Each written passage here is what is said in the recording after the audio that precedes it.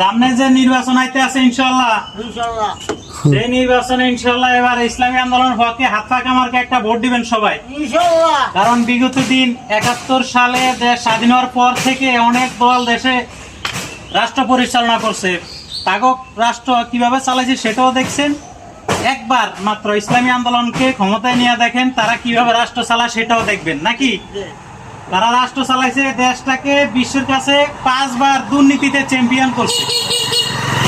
একবার শুধু ইসলামী আন্দোলনকে ভোট দিয়ে দেখেন, কারণ একটা ভোটের জন্য আল্লাহর কাছে একদিন হিসাব দিতে হবে। একটা ভোটের অনেক মূল্য, এই ভোটের জন্য আখিরাতে হিসাব দিতে হবে। হুজুর পাক সাল্লাল্লাহু আলাইহি ওয়াসাল্লাম রাষ্ট্রপ্রধান আসিল না? আবু বকর, ওমর, আলী এরা রাষ্ট্র চালাইছে। আমরা যদি ইনশাআল্লাহ ক্ষমতা যাইতে পারি সেভাবে ইনশাআল্লাহ রাষ্ট্র চালানোর চেষ্টা করবো ইনশাআল্লাহ। তাহলে সামনে যে নির্বাচন আইতেছে ইনশাআল্লাহ হিসাব কিতাব করে ভোট দিবেন ইনশাআল্লাহ। তুমি যদি ভোটার হও তাও হিসাব কিতাব করে ভোট দিবেন।